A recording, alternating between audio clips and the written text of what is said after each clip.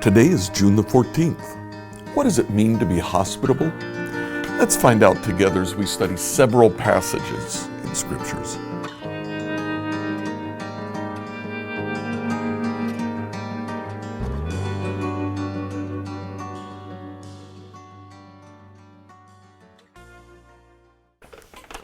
So following the pattern that we established last week on Mondays, we're going to look at vocabulary, looking at the vocabulary of hospitality in the New Testament. We find that amazingly in the New Testament, the word for hospitality is related to the word for foreigners. It literally means to love a foreigner.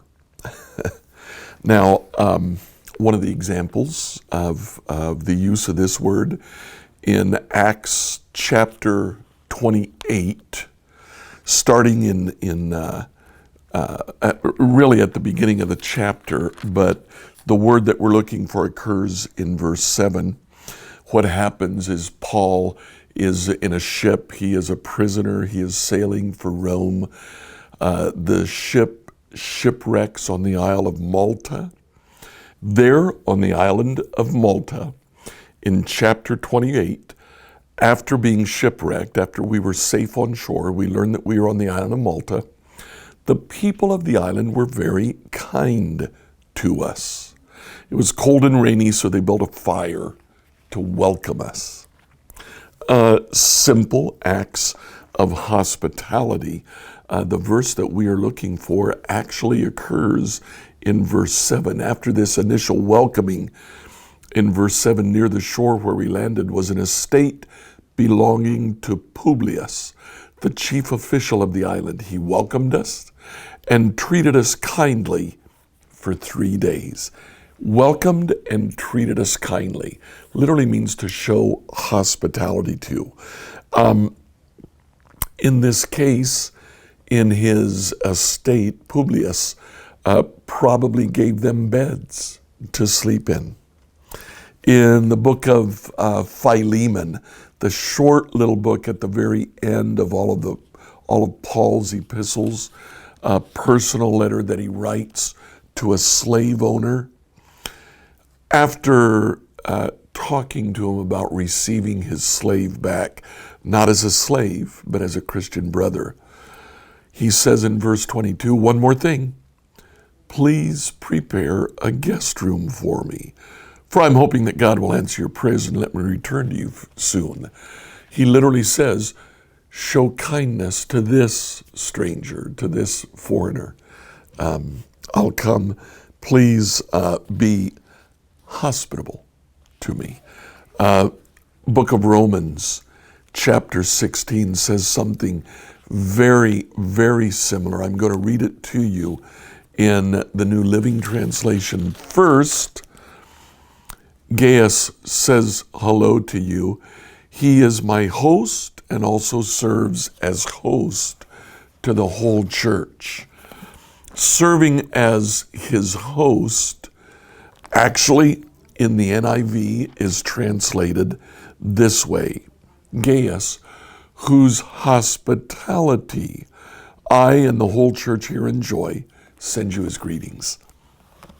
So there's an individual provided hospitality in the church, probably by opening his home to the church to hold their meetings there. But in addition, he received Paul as an individual.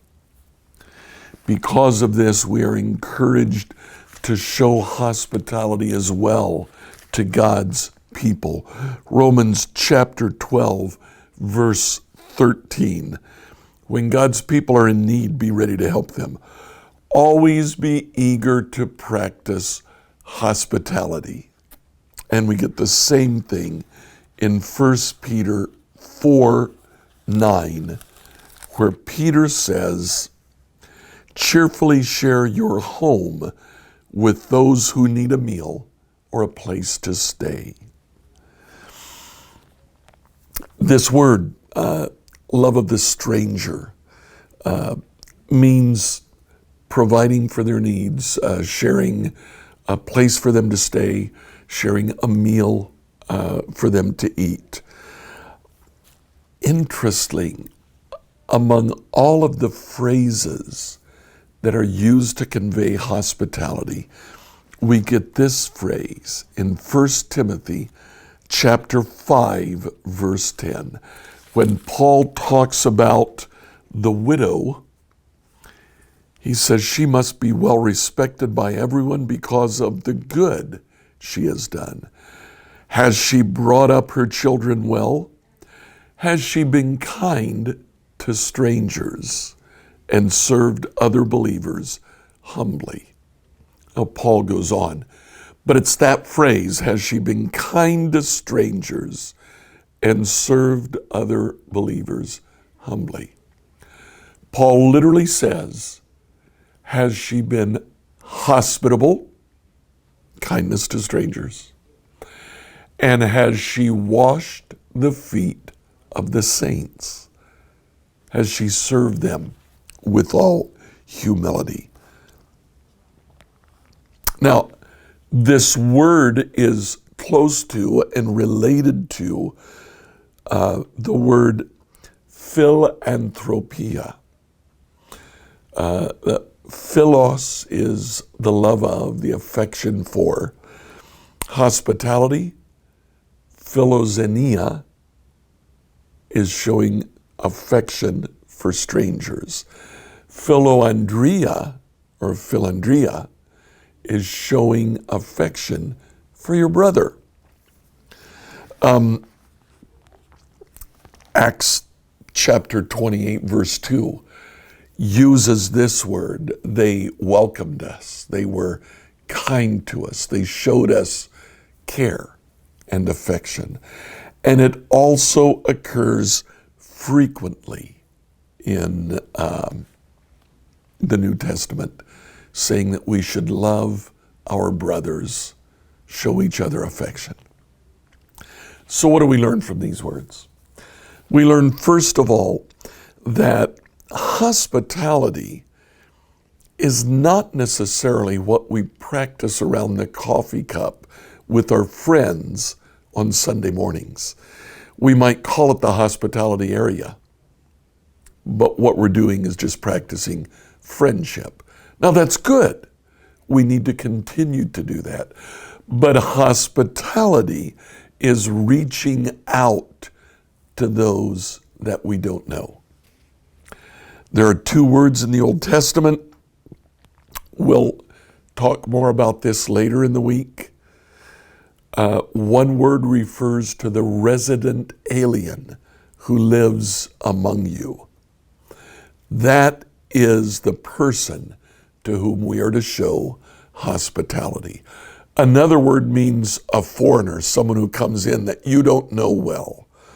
We'll talk later on this week about how to distinguish between the resident alien and the foreigner, the stranger who's among us. But we are called to practice hospitality with the resident aliens among us. For our purposes, it's those who are not necessarily part of our church, but that we have close contact with. Show them hospitality. In other words, treat them as if they were part of your family. Show them a meal, give them a bed.